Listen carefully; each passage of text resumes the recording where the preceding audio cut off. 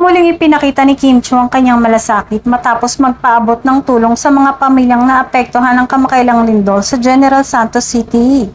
Sa pamamagitan ng kanyang mga katuwang at lokal na organisasyon, nakapagbigay ang aktres at TV host ng mga pangunahing pangangailangan para sa mga residenteng pansamantalang lumikas dahil sa sakuna.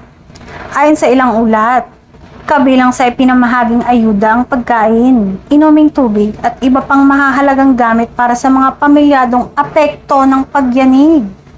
Layunin nitong makatulong sa kanilang pagbangon habang patuloy ang assessment at relief operation sa lugar. Pinuri naman ng maraming netizens at tagahanga ang kabutihang loob ng Chinita Princess. Marami ang nagsabing hindi na bago kay Kim ang pagtulong sa mga nangangailangan, lalo na sa panahon ng kalamidad at iba pang krisis.